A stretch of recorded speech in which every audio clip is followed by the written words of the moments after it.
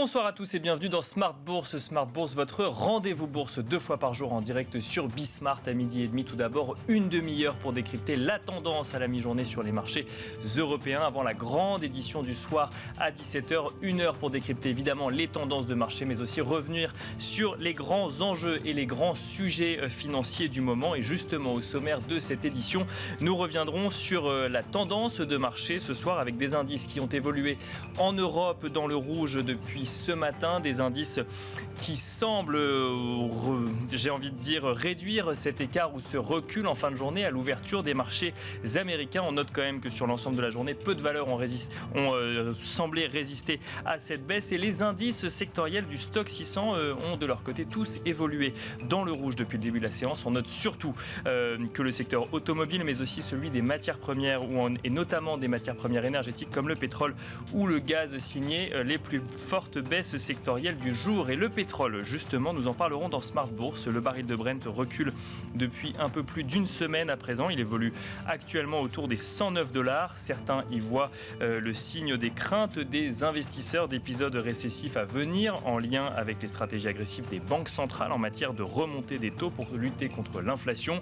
Une stratégie réaffirmée encore aujourd'hui devant le Congrès par Jérôme Powell, le président de la Fed. Cette normalisation peut-elle se passer d'un épisode récessif et à l'inverse, cette normalisation peut-elle précipiter un épisode récessif même si celui-ci est technique? C'est une question que nous poserons à nos invités dans Smart Bourse. Et puis dans la dernière partie de Smart Bourse, dans le quart d'heure thématique, nous nous intéresserons aux bourses africaines, comment celles-ci ont évolué en lien avec l'impact sur leurs économies du conflit russo-ukrainien et quels sont les drivers actuels de ces places de marché. Nous serons en duplex avec Wissem Barbouki, le président fondateur d'Aube Africa AM, pour en parler donc dans le dernier quart d'heure de Smart Bourse.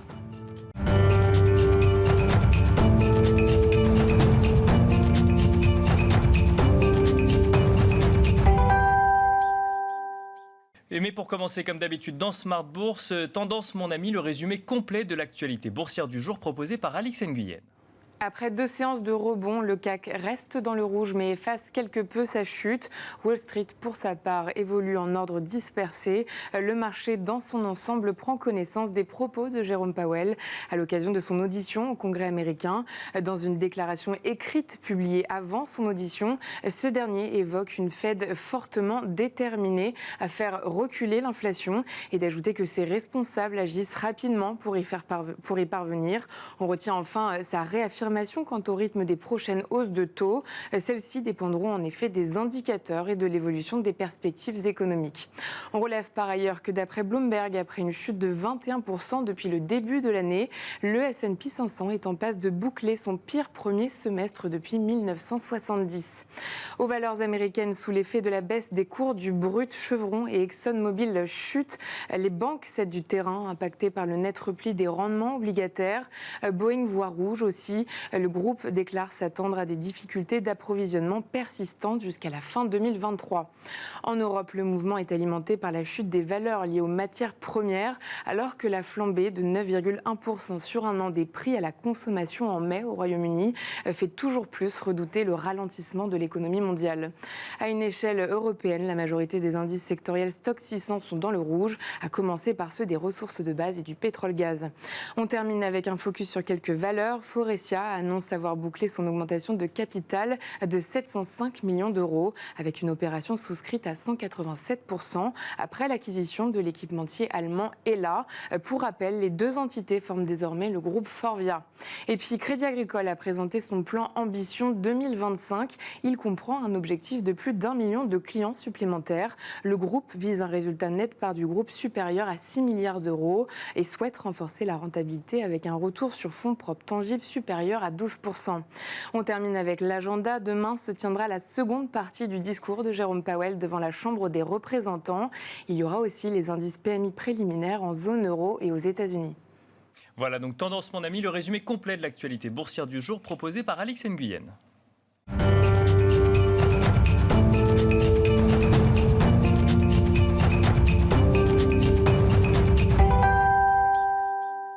Et Et nous voilà partis pour Planète Marché, une quarantaine de minutes pour tenter de décrypter ensemble une actualité parfois politique, souvent économique et surtout financière. Donc dans Smart Bourse, pour en parler, nous avons le plaisir d'être accompagnés ce soir par 3 experts. Raphaël Thuin, tout d'abord, est avec nous. Bonsoir Raphaël Thuin. Bonsoir. Vous êtes responsable des stratégies de marché de capitaux chez Tikeo Capital. Bienvenue dans Smart Bourse. Nous sommes accompagnés également par Étienne Gorgeon. Bonsoir Étienne Gorgeon. Bonjour Nicolas. Vous êtes responsable de l'activité obligataire chez Sanso IS et Vincent Lecartier nous accompagne également. Bonsoir Vincent Lecartier. Bonsoir Nicolas. Bienvenue dans Smart Bourse. Vous êtes gérant et responsable de l'allocation d'actifs chez WeSave. Messieurs, une question que je vais vous poser à tous les 3, une question qui tient en un seul mot. On va peut-être commencer par vous, Étienne Gorgeon. Ce mot, c'est récession. On a l'impression que c'est le risque, la crainte actuelle sur les marchés financiers depuis que les banques centrales, j'ai envie de dire, ont accéléré dans leur mouvement de hausse de taux. Est-ce que c'est un risque réel aujourd'hui à prendre en compte pour les économies, que ce soit aux États-Unis ou en Europe? Le mot récession, tel que on le voit, on le comprend, il est mentionné dans toutes les études, est une promesse. C'est une promesse à plusieurs égards. C'est une promesse parce que historiquement, quand la Réserve fédérale a essayé de normaliser sa politique monétaire dans cette typologie de configuration, ça s'est toujours soldé par une récession. Il y a eu 13 cycles haussiers de taux, 10 qui ont conduit à des récessions, et c'est du 100% à chaque fois que l'inflation monte au-dessus de 5 et que l'emploi est en dessous de 4. Donc la promesse vient des statistiques qui sont assez brutales. La promesse vient également du fait que sur un historique relativement récent, donc si vous regardez la séquence 2016-2019, qui est assez utile parce qu'on est dans des formats d'économie pas très éloigné. La Réserve fédérale a réussi à augmenter ses taux de 225 points de base. Elle a réussi à baisser son bilan de 750 milliards pour s'arrêter brutalement en août 2019 parce que l'économie était en train de basculer s'il n'y avait pas eu la crise sanitaire.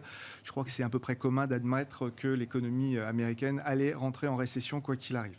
Donc, statistiquement, le passé joue pas en la faveur de la Réserve fédérale. Et il est vrai également que j'avais regardé une étude du Financial Times, mais il y en a plein d'autres, que ce soit Bank of America ou les autres. La proportion de stratégistes, d'économistes, est quand même largement du côté d'une récession probable. Donc le challenge semble énorme. À côté de ça, moi j'aurais 2 commentaires. Le premier, c'est que je trouve qu'il y a une confusion sur les séquences. C'est-à-dire qu'on sort d'une période où la croissance américaine est extrêmement forte. Je rappellerai simplement que depuis le début de l'année, l'économie américaine a créé 2,4 millions d'emplois. On n'avait pas vu ça depuis quasiment extrêmement longtemps. Il y a 2 offres d'emploi par chômeur. On n'est pas dans une économie qui est sur le point de rentrer en récession. On est dans une économie qui a eu une séquence très très forte l'année dernière. Là, elle est dans sa phase de décélération suite à cette forte croissance en 2021. Et donc, on commence à se dire, tiens, il y a un ralentissement qui est en train de se profiler dû aux actions du marché, resserrement monétaire, évidemment aux actions de la Banque centrale. Après, quand on regarde très concrètement dans les chiffres, oui, on peut mélanger entre décélération et ralentissement parce que sincèrement, tous les gros signaux avancés sont pour l'instant donnent peu d'indications. D'accord. Oui. On regarde les ventes, les prix de l'immobilier continuent de progresser, même si les mises en chantier sont plutôt en baisse. On voit effectivement que les demandes d'allocation de chômage sont en train de remonter, mais elles partent d'un niveau extrêmement bas. Donc c'est pas totalement anormal que l'économie se normalise et encore une fois quand on est économiste on regarde les ventes de poids lourds, on est toujours au plus haut, ça bouge pas trop. Si on regarde les indicateurs très très avancés, c'est-à-dire les empreintes de carte Visa, ça baisse un peu, mais rien de particulier. Les camions qui passent, les camions qui transportent des marchandises, qui passent sur les endroits où on les repère, c'est pareil. Bref, l'économie américaine est en train de ralentir, mais à partir d'un niveau extrêmement élevé. Donc le mot récession est une promesse, mais pas une certitude. C'est exactement la question que j'allais vous poser. C'est une promesse, mais ça n'est pas une certitude à avoir aujourd'hui. Et là où j'ai un point d'interrogation, c'est que, sincèrement, normalement, si la Réserve fédérale fait ce que le marché lui demandait de faire, c'est-à-dire 350 points de base plus 1000 milliards de rachat d'actifs, historiquement, en tout cas avant la crise sanitaire, c'était sûr que c'était une récession. Pourquoi il y a un point d'interrogation ? Il y a un point d'interrogation parce que simplement cette inflation vient d'un stimulus budgétaire et monétaire inouï et inédit dans l'histoire des États-Unis. Donc on est quand même... C'est pas si facile que ça de comparer les choses. Je le rappelle en 2 phrases, en 2 mots. Le patient américain l'année dernière avait déjà récupéré son PIB, son point haut de PIB. Or, à la suite du plan Trump, suivi du plan Biden, plus les rachats d'actifs, ces injections cumulées, ça représentait 18 points de PIB. Chose qu'en temps de paix, on n'avait jamais fait aux États-Unis. La seule fois où on avait vu ça, c'était en 1943, un an après Pearl Harbor, toute l'économie américaine était tournée vers une économie de guerre. Donc en fait, la question qu'on se pose, c'est qu'on a réellement une économie robuste, et ça se voit au niveau de la demande, ça se voit au niveau de la consommation, ça se voit au niveau simplement du fait que l'économie américaine crée toujours beaucoup d'emplois et qu'il y a encore une fois un marché de l'emploi aussi tendu, 2 offres pour un chômeur, c'est relativement inouï. Donc, une des questions, c'est est-ce que, en réalité, ces 350 points de base de hausse que le marché attend vont pas simplement aspirer cet excès de liquidité et qu'en fait, l'économie américaine peut tenir. Et pour l'instant, jury est dehors, comme on dit en anglais, mal traduit, et c'est un peu difficile de se positionner. Vincent Lecartier, même question. Récession, la récession est une promesse, comme l'a dit Étienne Gorgeon. Est-ce que c'est pour autant une certitude ? C'est une certitude un jour. Sachant que, oui, bien sûr, mais sachant qu'on peut peut-être définir ce qu'on peut entendre par récession, parce qu'il y a récession technique ou épisode récessif. Effectivement, c'est pas forcément la même chose. Alors, une récession, c'est une variation négative de 2 trimestres consécutifs du PIB. Sachant que le PIB, il y a énormément de composants. Ça reste une variation, donc une fois encore, ça ne veut pas dire pour autant que vous allez vous effondrer.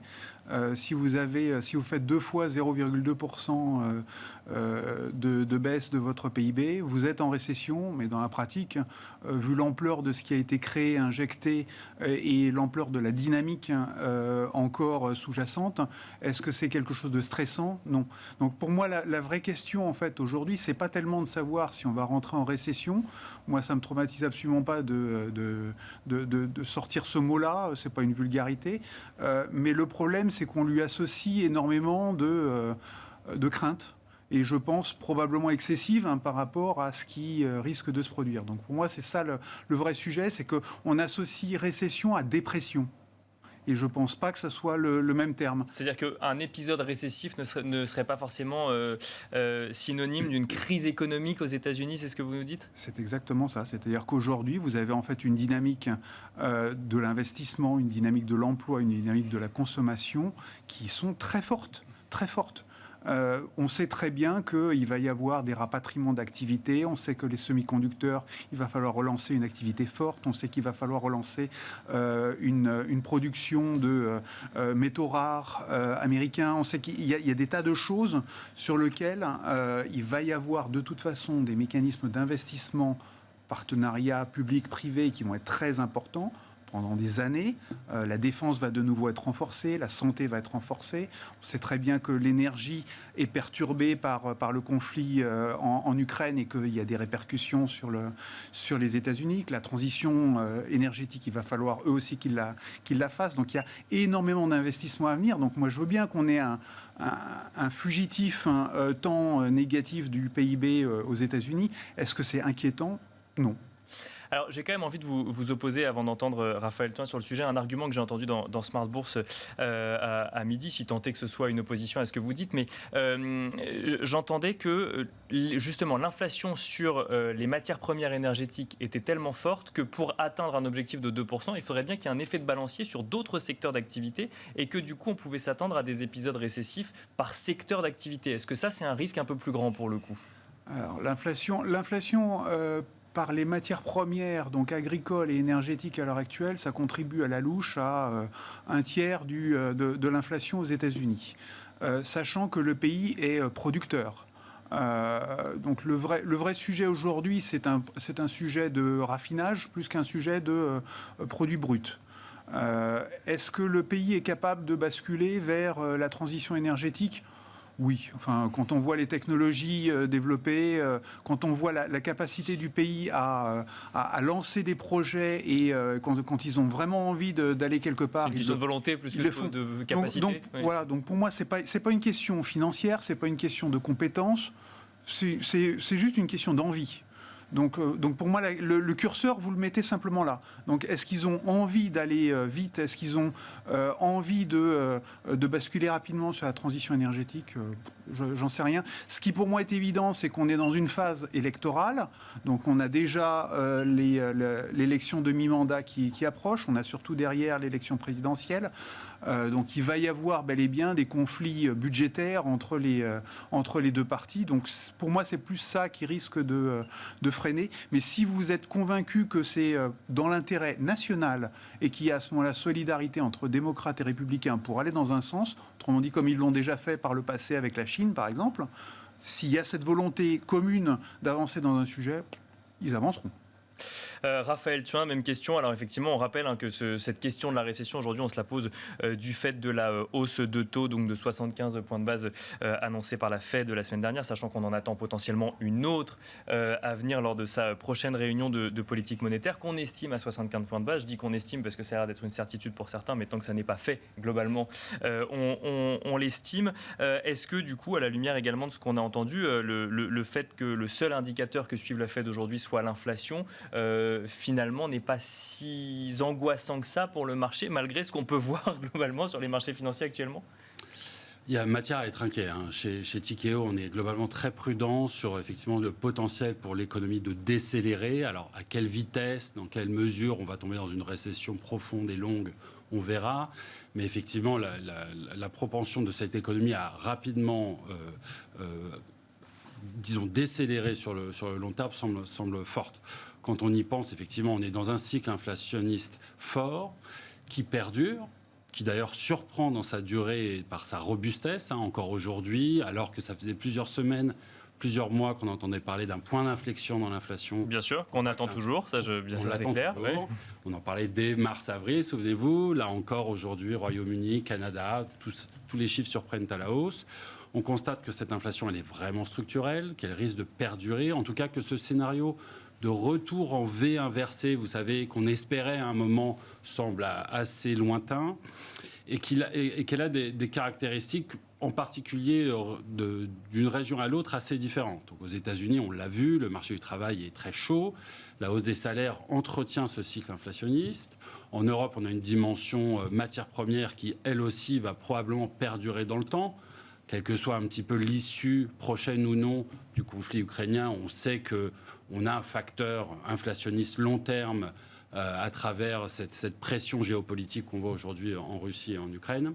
Donc il y a beaucoup de raisons de parier sur le fait que les banques centrales n'auront pas le loisir de ralentir, que pour combattre cette inflation, il va falloir continuer à resserrer les taux, et les taux L'-TAU, donc à les augmenter, et dans ces conditions, probablement que l'économie va en souffrir. Et donc ça veut dire que ce risque récessif, si je l'appelle comme ça, même si effectivement je comprends que c'est une promesse plutôt qu'une certitude, ne serait pas de nature à infléchir une remontée des taux de la part de la Fed ou de la BCE? La Fed et la BCE vont avoir besoin de marge de manœuvre vis-à-vis de l'inflation. Tant que l'inflation continuera à surprendre à la hausse ou à se maintenir à des niveaux importants, elles devront faire ce qu'a fait Volcker dans les années 80, c'est-à-dire augmenter rapidement et fortement les taux pour faire baisser la demande, calmer les économies, calmer ce rythme de croissance des salaires qui entretient ce cycle inflationniste, à un moment en plus où une grosse partie de cette inflation se trouve du côté de l'offre. C'est-à-dire, on parlait de matières premières, on peut parler aussi des politiques de chaîne d'approvisionnement. Tout ça, ce sont des facteurs sur lesquels la Fed et la BCE ont peu d'impact. Donc oui, finalement, il va falloir que l'inflation commence vraiment à se calmer pour que les banques centrales retrouvent des marges de manœuvre. Aujourd'hui, on n'en est pas là. Alors j'ai envie de, justement, c'est une transition toute trouvée avec le sujet plus BCE aujourd'hui. On va continuer avec vous, Étienne Gorgeon. Donc la BCE qui a annoncé, alors, je ne sais jamais quel terme utiliser, réfléchir ou avoir dans son attirail un outil anti-fragmentation. Alors justement, puisque on sait qu'il n'existe pas réellement à l'heure actuelle, ou en tout cas on ne connaît pas les contours, mais on a quand même l'impression qu'il a déjà été un petit peu réfléchi. Cet outil, cet instrument anti-fragmentation, est-ce qu'on peut essayer d'imaginer à quoi s'attendre, justement, sachant qu'on a quand même l'impression, je rappelle que cet outil anti-fragmentation, donc du coup, est issu d'une réunion en urgence de la BCE la semaine dernière pour réagir ou montrer en tout cas une réaction à l'écartement d'un certain nombre de spreads sur le sol européen et notamment en zone euro. Et on a l'impression que le simple fait qu'il soit mentionné et qu'on renvoie à la réunion de juillet, a permis finalement de contenir l'écartement des spreads. Je regardais entre la dette italienne et le Bund allemand avant cette émission, effectivement, il se réduit encore un petit peu. À quoi est-ce qu'on peut s'attendre en termes de possibilités de cet outil anti-fragmentation ? Parce qu'on imagine bien qu'on pourrait potentiellement aller acheter plus de dette italienne que de dette allemande, mais concrètement, est-ce que la BCE peut le faire aussi simplement ? La question est évidemment d'actualité. Il y a deux sujets. Le premier, c'est qu'il ne faut pas oublier ce qui s'est passé en 2011 et la peur que tout le monde a eue. Et que ça, ils ne veulent pas le revivre.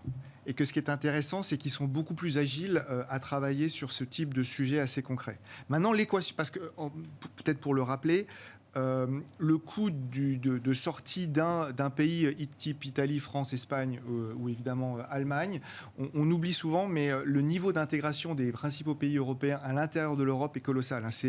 Par exemple, il y a un calcul qui avait été fait, c'est les actifs français en dehors de la France, à l'intérieur de la zone euro, c'est le PIB de la France. Et c'est vrai pour l'Italie, c'est vrai pour l'Espagne, c'est vrai pour l'Allemagne. Donc en fait, imaginez que l'euro pourrait disparaître, ça serait un cauchemar pour tous les citoyens européens. Donc ça, c'est la base. Donc comment favoriser la transition du crédit ? C'est comment faire que jusqu'en Calabre, il y ait les banques italiennes qui continuent de prêter ou peu importe où en Europe, tout en limitant, ce qui est un vrai sujet toujours d'actualité, c'est l'aléa moral. C'est-à-dire que vous avez des élections italiennes l'année prochaine, plus ou moins à la même époque. Vous venez d'avoir des élections françaises qui pourraient conduire bientôt à d'autres élections. Imaginez un gouvernement extrêmement pro-dépenses qui mettent un petit peu les choses en danger, ou en tout cas qui sortent des clous. Donc, c'est ça qu'il faut trouver. Il faut trouver un système qui permette que le crédit se diffuse et que l'aléa moral soit encadré. Ce qui est intéressant, c'est que l'initiative vient plutôt des Allemands. C'est Isabelle Schabel et Nagel qui ont commencé à lancer le sujet. Donc, et je pense qu'ils vont probablement faire quelque chose d'assez intelligent qu'on pourrait... qu'on a vu, qu'on voit au Japon, pardon, je vais chercher mes mots, qu'on voit au Japon, c'est-à-dire au lieu de faire du a posteriori, c'est-à-dire que les spreads ont déjà remonté et on va faire quelque chose, j'ai l'impression qu'ils se dirigent vers du a priori.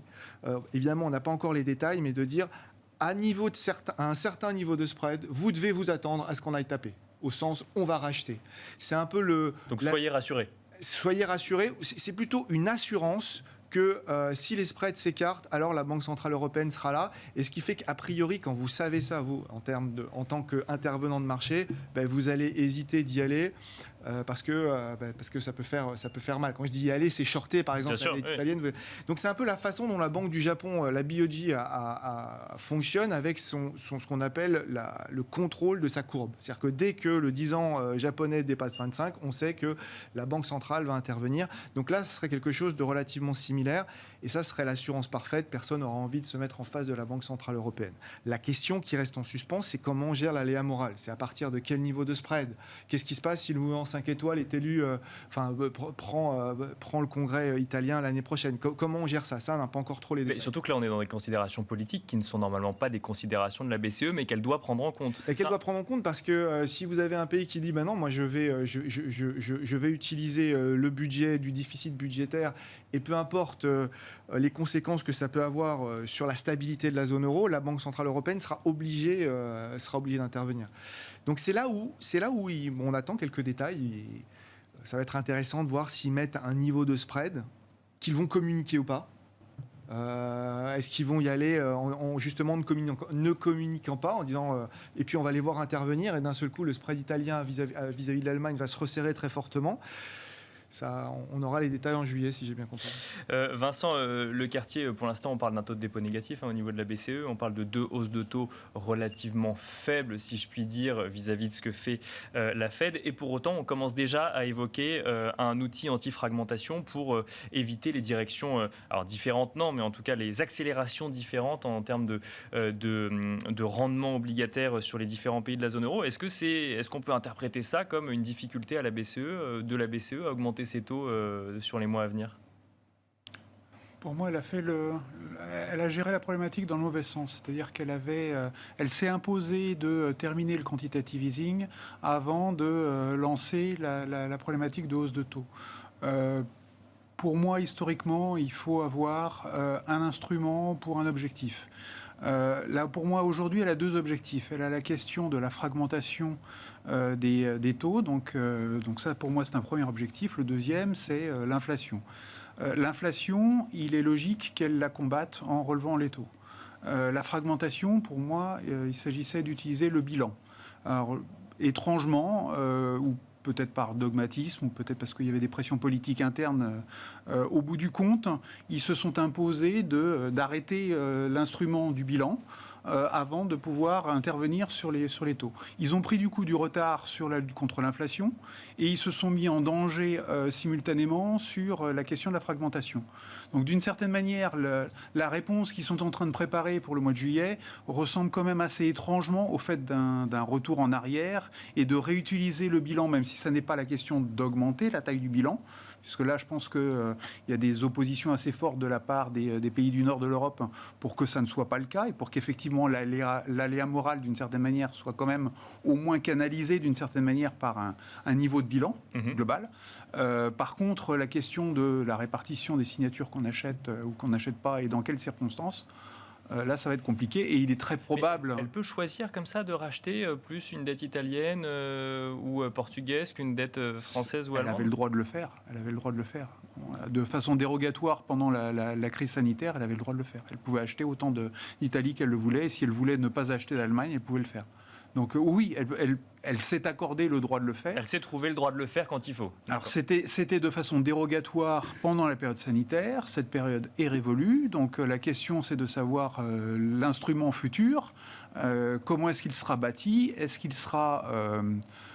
légal au sens de la cour de Karlsruhe derrière qui va rescruter les choses et qui va dire non, effectivement, ça n'est pas normal de voir que l'Italie est la seule signature ou à peu près qui soit achetée et que l'Allemagne soit défavorisée dans cette histoire. On est en train de financer directement le fonctionnement courant de l'Italie. Donc là, on va avoir bel et bien un problème politique, mais c'est une décision politique derrière.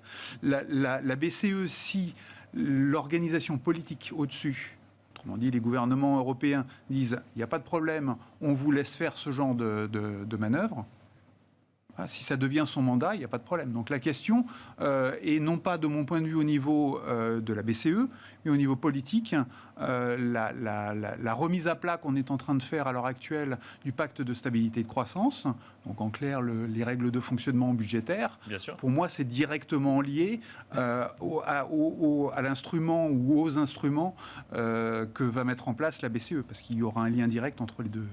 Donc on est sur un sujet presque d'unité d'Union européenne ou de zone euro en tout cas. Si vous prenez par exemple, si vous sortez par exemple du budget européen, les investissements de défense, d'énergie nouvelle, etc. Si vous les sortez complètement des budgets et que vous n'avez plus qu'un budget de fonctionnement, vous pouvez dire à la BCE, sur cette partie qu'on a sortie, là il y a une liberté totale de liberté, de signature sur quel est le pays qu'on achète ou qu'on n'achète pas. Donc faire des emprunts collégiaux pour financer certains plans d'investissement et avoir une signature spécifique pays attribuée à tel ou tel plan, oui, on peut mettre en place des choses. D'ailleurs, on l'a déjà fait pour le coup, oui, assez récemment. Bien sûr. Raphaël Thuin, alors peut-être un mot sur la BCE rapidement. Après, je voulais évoquer le sujet du pétrole avec vous et comment interpréter justement ce recul du pétrole. Mais d'abord, sur la BCE, on a déjà dit beaucoup de choses. Quelle est votre vision un petit peu sur le sujet ? Est-ce que du coup, c'est de nature, selon vous, à remettre en cause des hausses de taux à venir ou de toute façon, c'est la priorité aujourd'hui, que ce soit de ce côté ou de l'autre de l'Atlantique ? Non, mais alors les deux sujets s'imbriquent bien parce qu'on parle toujours de cette dynamique de hausse des prix en Europe. La BCE, là, on sent qu'elle a une main compliquée. On joue à l'apprenti sorcier, on invente des mécanismes qui n'existaient pas. On ouvre des questions auxquelles on n'a pas de réponse et clairement le diable sera dans les détails. Globalement, c'est un événement de marché néanmoins positif. La BCE a clairement marqué sa volonté de maintenir le cap et de maintenir le couvercle sur cette dynamique d'écartement des spreads. Donc c'est quelque chose d'intéressant. Maintenant, encore une fois, la main de la BCE, elle est complexe. On est sur une économie, effectivement, qui est en train de ralentir, va ralentir, avec de l'inflation qui, en Europe, est forte, et en grande partie aussi due à des problématiques, justement, de pétrole et de matières premières. Donc, on peut faire le lien comme ça. On sait qu'environ 4% du montant d'inflation totale en Europe est dû à la dimension énergétique. On est plus proche de 2% aux États-Unis. Donc on est sur une dynamique où, là pour le coup, elle a peu la main sur cette dimension énergétique, cette dimension matière première. Et elle a cette dynamique en plus de spread italien versus allemand et français. Donc le chemin de crête est très étroit. Il y a une nécessité d'augmenter rapidement les taux. Elle est très en retard, cette BCE. Et de le faire tout en maintenant les spreads italiens à des niveaux raisonnables. On va voir ce que cette nouvelle mesure donne. Mais clairement, le passage pour réussir ce tour de force va être compliqué. Et alors, un mot sur le pétrole à présent. Alors, le pétrole, c'était, quand j'ai regardé en préparant cette émission, environ 4% de recul sur le baril de Brent depuis le début de la journée, moins 7% sur une semaine. Bon, ça pourrait être un non-événement dans une tendance haussière de long terme après tous les hausses consécutives qu'on a connues. Pour autant, je lis à droite à gauche que ça peut être interprété comme justement cette crainte récessive. Un mot sur ce sujet spécifique du pétrole, Raphaël Thuin. Est-ce qu'il faut surinterpréter ce recul actuel du pétrole et notamment du baril de Brent ? C'est un événement de marché important. Cette dimension, cette dynamique haussière des matières premières qu'on connaît depuis le début de l'année maintenant était importante. Ces matières premières s'étaient stabilisées, mais à des niveaux très élevés. Et aujourd'hui, enfin, on voit une petite baisse, en particulier à travers le pétrole, mais pas que. Et donc ça, c'est effectivement un soulagement pour le marché aujourd'hui. Peut-être ça va enclencher une espèce de dynamique désinflationniste dans les mois qui viennent, on verra. Mais en tout cas, c'est quelque chose qui importe énormément au marché aujourd'hui. Alors, à quoi est dû ce relâchement sur les prix du pétrole ? Il y a effectivement quelques facteurs à suivre. Sur l'Ukraine, la Russie semble prendre la main. Donc peut-être qu'on va on verra une résolution de conflit à un horizon plus ou moins lointain. C'est un gros pari aujourd'hui, mais peut-être que c'est un facteur positif sur le prix des matières premières. On voit aussi que le pétrole russe coule à flot. Qu'aujourd'hui, le manque à gagner vis-à-vis, par exemple, des économies européennes a été comblé avec l'Inde et la Chine en particulier. Donc, il n'y a pas eu vraiment de manque en termes d'offres de pétrole sur le marché.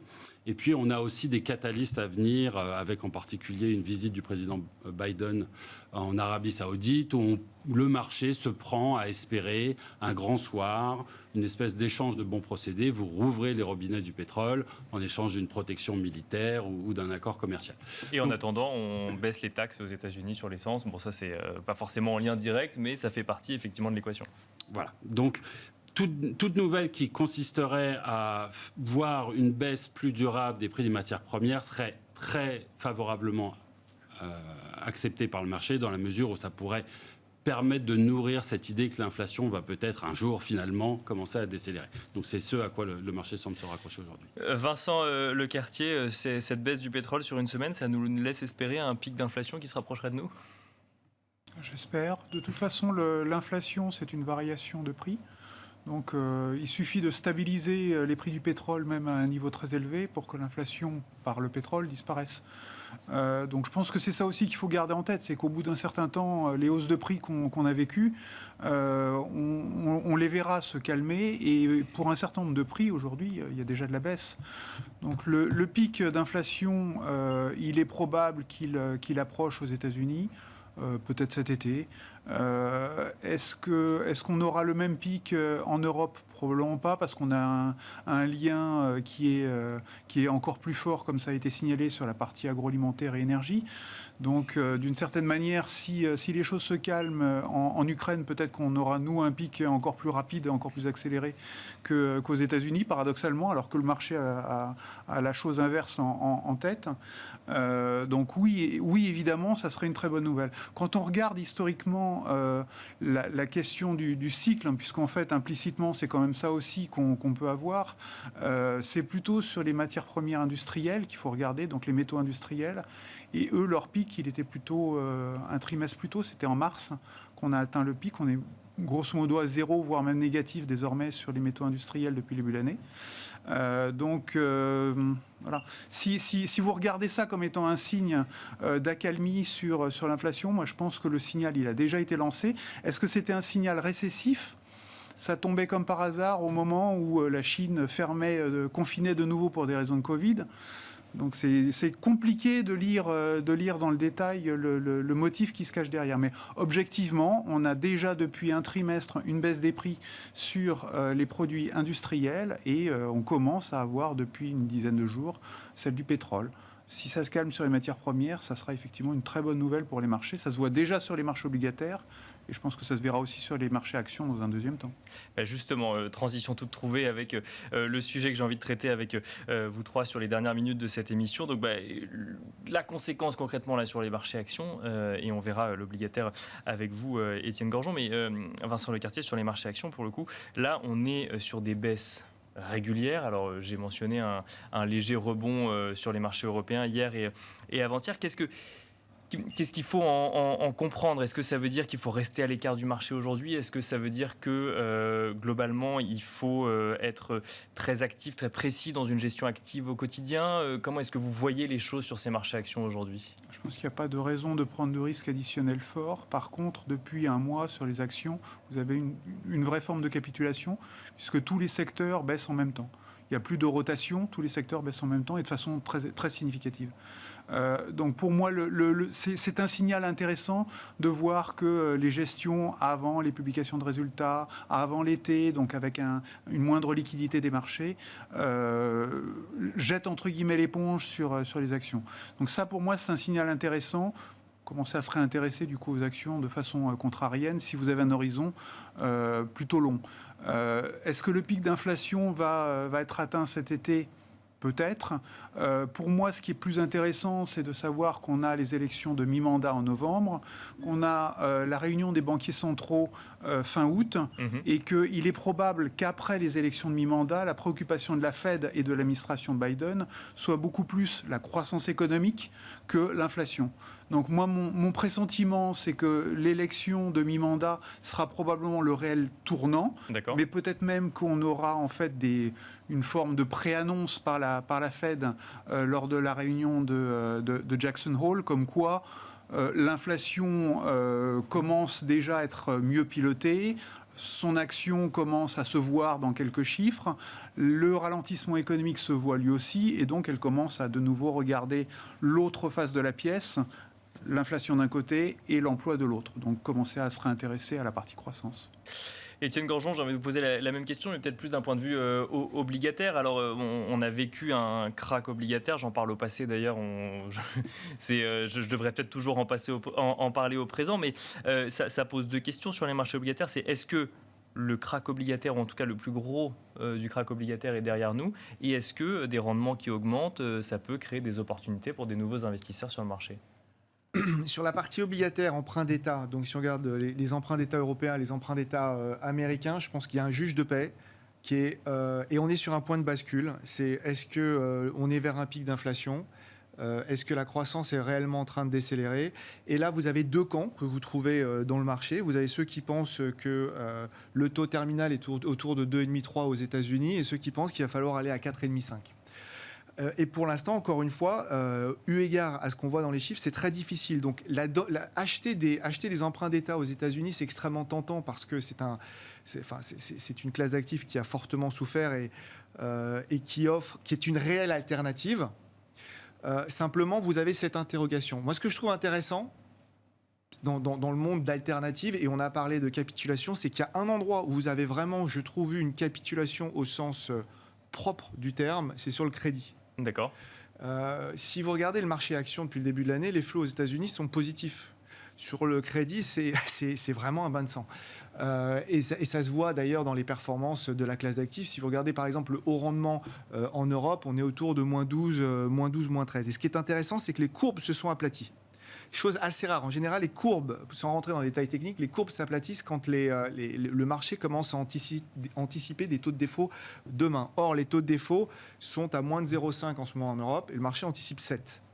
Et en fait, nous, ce qu'on met en avant, c'est que dans un environnement où vous avez 2 ou 3 incertitudes majeures, incertitude sur le pic d'inflation et sa normalisation, incertitude sur le ralentissement économique et donc incertitude sur les valorisations du marché actions et des taux, il y a un endroit où je trouve qu'on peut allumer la lumière, c'est sur du crédit très très court. Il C'est-à-dire que sur des maturités de 1 an et demi, donc vous avez une maturité, 1 an et demi, donc si la récession a lieu comme Larry Summers le pense ou d'autres, ou plein d'autres, c'est-à-dire plutôt fin 2023, début 2024, autour de une année et demie, vous avez des potentiels de perf de l'ordre de 5%. Chose que moi, je n'avais pas vue depuis 2011. 5% sur une maturité moyenne de 1,5, c'est quelque chose que je trouve vraiment intéressant. Vous rallongez d'une année, vous passez à 7. Et c'est là où je trouve qu'il y a une vraie alternative, sachant que les taux de défaut me semblent pour l'instant surestimés, d'autant plus que après la crise du Covid, on a une phase de recouvrement de 2 années. On n'a pas eu le temps de voir des excès dans l'économie privée. C'est-à-dire que ce n'est pas comme en 2008 ou en 2000 où les bilans des entreprises ou le bilan des banques était très lourd avec plein de mauvaises choses pour les bancaires, etc. Là, on n'a pas eu le temps de construire ces excès. Ces excès, ils viennent de la sphère publique. Et c'est plutôt dans les valorisations. Et donc, il y a une alternative à regarder du crédit court. Et sans trop se compliquer la vie, on peut faire des performances intéressantes. Mais donc, elle est plutôt sur des durations très très courtes, des maturités très courtes. Et je peux citer des noms, mais vous avez des très belles signatures à horizon 2023-2024. Donc là, on parle de dette privée pour le coup. Là, on parle de dette privée et on parle plutôt de dette privée de notation intermédiaire, c'est-à-dire plutôt du WB. Moi, c'est le segment que je trouve où le couple rendement-risque, je trouve le plus intéressant. Parce qu'encore une fois, très très court. Donc s'il y a une récession, a priori, l'obligation sera tellement courte que ce sera plus réellement un sujet. Et puis en attendant, on peut clipper, encore une fois, des rendements qu'on n'avait pas vus depuis très très longtemps. Raphaël Thuin, même question. Qu'est-ce que vous regardez, vous, actuellement dans les marchés? Comment est-ce que vous regardez ces marchés actions ou obligations aujourd'hui? Globalement, on est prudent, on l'aura compris, on est inquiet du potentiel de ralentissement des économies et en particulier sur le marché action, on considère que le marché a de la place pour corriger. Alors les multiples de valorisation ont baissé, on peut parler de 20-25% de correction sur les multiples. Il reste assez cher sur un historique long, en tout cas assez proche des moyennes historiques, à un moment où l'inflation est au plus haut depuis 40%, la récession potentiellement pointe le bout de son nez, les banques centrales sont agressives. On n'a pas nécessairement envie de payer si cher. Le deuxième argument ici, c'est aussi de constater que les attentes de résultats du marché pour les entreprises sont assez élevées. Elles n'ont pas nécessairement été corrigées à la baisse. Le marché continue de penser, et beaucoup des entreprises d'ailleurs, et des managements d'entreprises qu'on entend, continuent de penser que le consommateur va continuer à consommer. Et ça, c'est une bonne nouvelle, justement, que ça n'ait pas été revu à la baisse. Est-ce qu'on pourrait penser que c'est une bonne nouvelle? On pourrait aussi se dire, attention, est-ce qu'on ne voit pas arriver le mur de choc de consommation? C'est pas une bonne nouvelle. C'est pas une bonne de nouvelle. notre point de vue, une mauvaise nouvelle. Il y a un risque que le marché réalise que ses attentes sur les résultats sont trop optimistes, que le consommateur fatigue. Son matelas Covid commence à se réduire. Ses indices de confiance sont au plus bas depuis 2008. Son taux de croissance de revenus disponibles est en termes réels extrêmement faible également.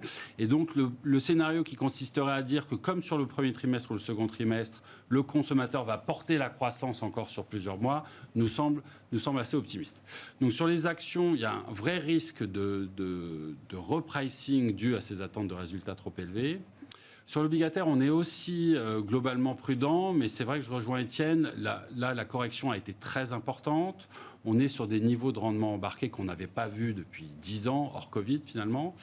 Et effectivement, on commence à pouvoir justifier de redéployer, alors peut-être de manière très précautionneuse, très prudente, en moyennant à la baisse, parce que clairement, on ne saura pas atteindre le point le plus bas. Et dans ces conditions, commencer à redéployer prudemment sur certains segments de marché peuvent faire sens sur l'obligataire. Alors, il faut être très sélectif. C'est un marché de grande dislocation, de grande dispersion. Donc, on a des segments plus décotés que d'autres. Il faut être très attentionné dans sa sélection de valeurs, mais il y a probablement des choses à faire sur ce segment de marché. Très rapidement, Vincent Lecartier, il nous reste quelques secondes. Qu'est-ce que vous regardez spécifiquement sur les marchés actions pour le coup? Alors nous, le dernier arbitrage significatif qu'on ait fait, ça a été de remonter de nouveau l'exposition sur le Nasdaq, d'enlever les expositions ou à peu près sur les ETF Standard & Poor's exposés au dollar. Autrement dit, nous, on joue bel et bien un pic d'inflation pendant l'été. Donc on revient sur les obligations d'État, on revient aussi un tout petit peu sur le high yield, on rallonge les maturités sur les obligations, on remet un peu d'or à la place des obligations indexées sur l'inflation, parce qu'on pense que ça sera de nouveau un actif un peu plus intéressant. Donc nous, on joue le pic d'inflation pendant l'été. Eh bien, on finira là-dessus. Merci beaucoup, messieurs. Merci Vincent Lecartier, gérant et responsable de l'allocation d'actifs chez WeSave. Merci également Étienne Gorgeon, responsable de l'activité obligataire chez Senso-IS. Et merci Raphaël Thuin, responsable des stratégies de marché de capitaux chez Tikeo Capital. Merci évidemment à vous de nous avoir suivis. Et on se retrouve tout de suite dans le dernier quart d'heure thématique de Smart Bourse.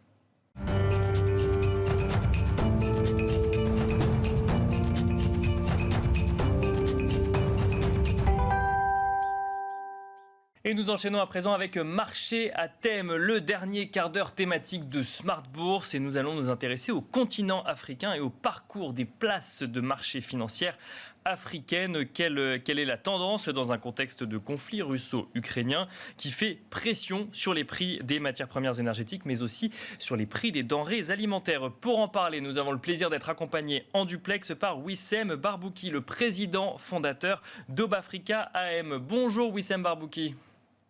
Bonjour Nicolas. Bienvenue donc dans Smart Bourse à distance.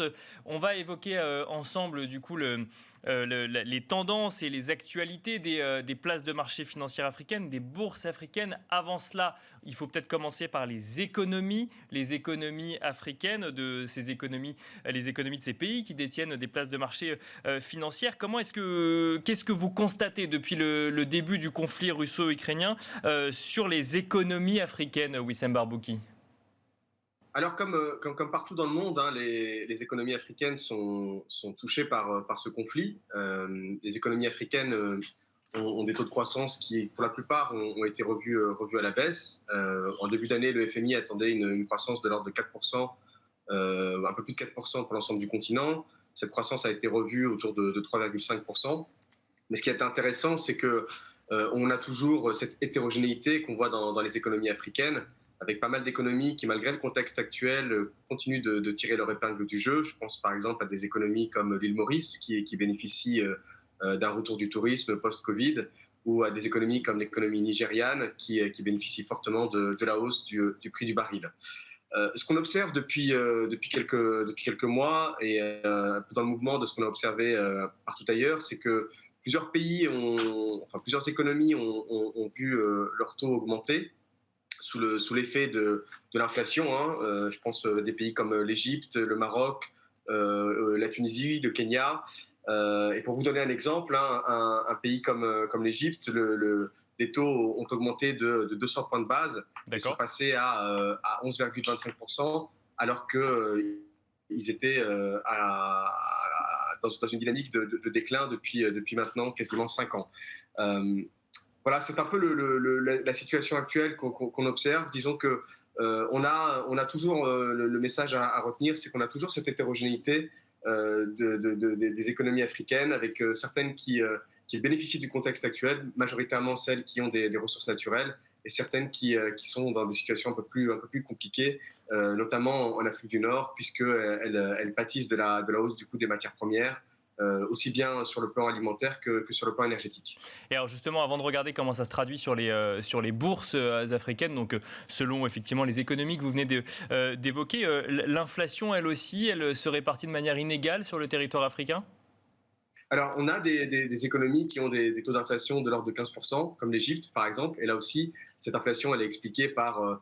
c'est une inflation importée, elle est expliquée par le fait qu'une grande partie des ressources égyptiennes sont importées, le blé notamment, puisque l'Égypte est le premier importateur de blé.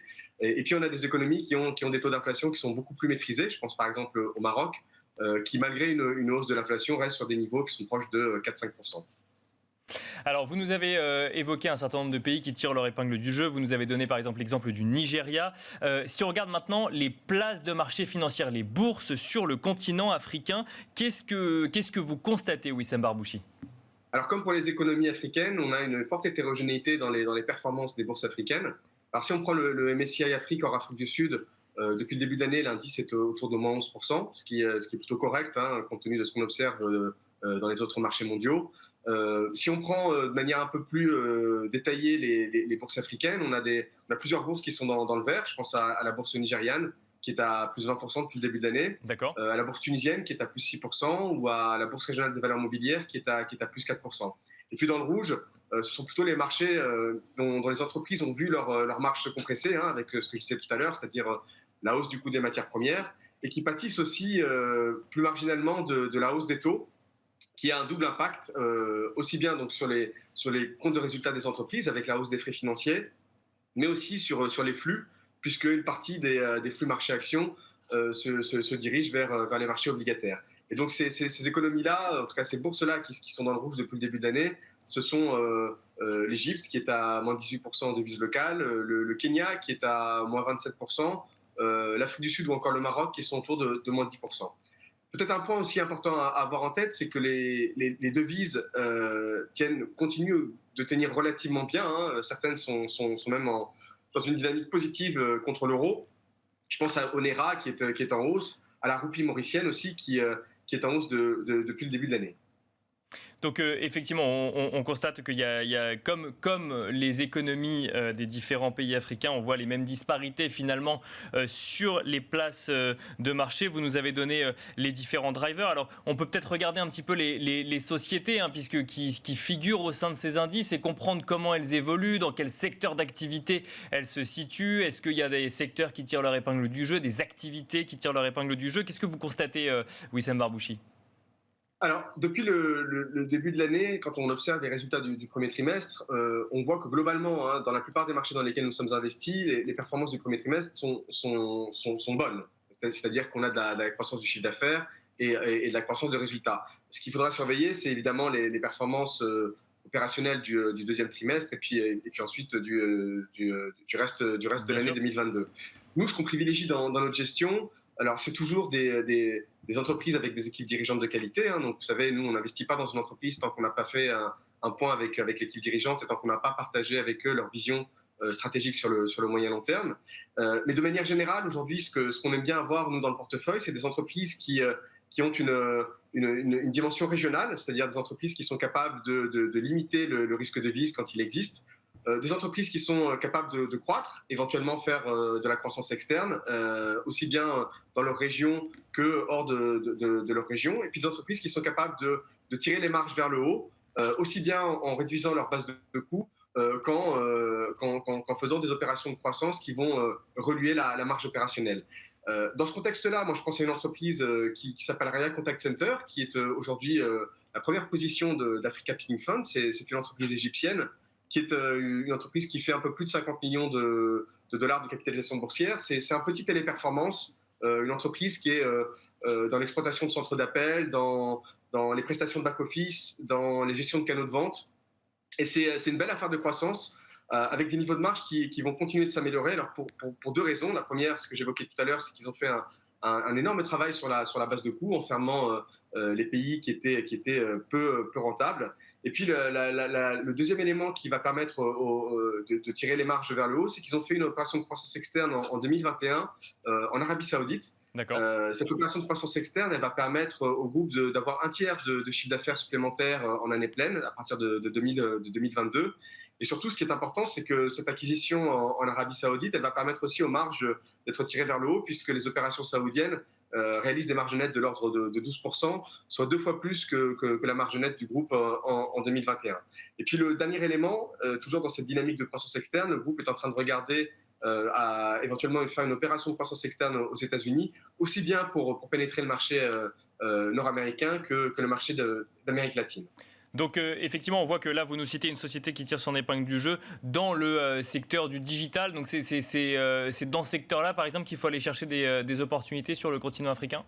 Alors oui, on aime effectivement le secteur du digital. On aime aussi le secteur de télécommunications. On est actionnaire de la Sonatel, qui est la filiale d'Orange en Afrique de l'Ouest.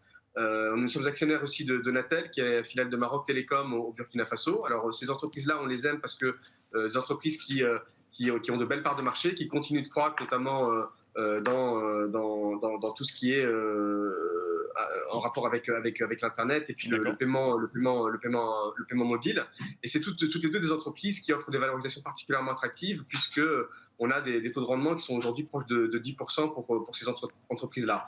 Mais ce qu'il faut avoir en tête aussi, c'est que dans notre gestion, nous, on reste convaincus que ce qui est intéressant en Afrique, c'est la consommation. Donc, on reste toujours présent dans des entreprises du secteur de la consommation, de base ou discrétionnaire. Donc, on a toujours des entreprises dans le secteur alimentaire, dans le secteur de la distribution, et surtout des entreprises qui sont capables d'avoir du pricing power, donc de répercuter dans les prix les éventuelles hausses qui pourraient temporairement compresser les marges de leurs activités.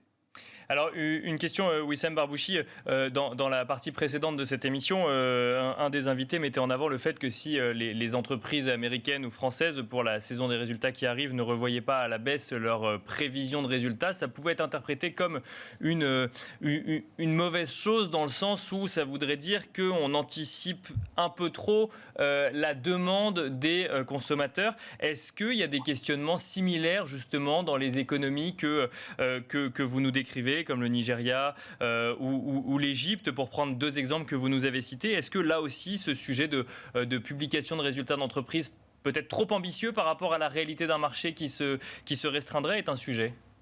Alors, ce qu'il faut avoir en tête, et c'est un élément alors, qui pour certains peut être perçu comme un élément positif, et pour d'autres comme un élément négatif, c'est que dans la plupart des économies africaines, les entreprises ne donnent pas de guidance. D'accord. En tout cas, très peu d'entreprises communiquent des prévisions de résultats, ce qui est un élément qui, pour beaucoup d'entreprises, évite le profit warning qu'on peut constater dans la plupart de nos économies matures.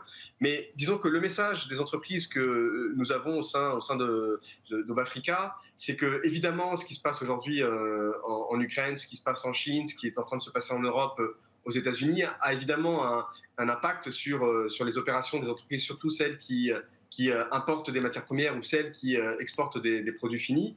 Mais ça donne aussi à ces entreprises-là aussi conscience de l'importance de pouvoir être autofinancées, être indépendantes et être capables d'avoir la main sur l'ensemble de la chaîne de valeur. Et ça, c'est un discours qu'on a pu entendre en France, par exemple, pendant la période Covid, mais qu'on entend aussi de plus en plus dans les marchés africains, avec cette volonté réelle, je pense au Maroc, à l'Égypte, à l'Afrique du Sud, au Nigeria, avec cette volonté réelle de pouvoir être indépendant et ne plus avoir à se dire nous sommes dépendants de la Chine pour telle ou telle matière première ou de l'Ukraine ou de la Russie pour telle ou telle autre.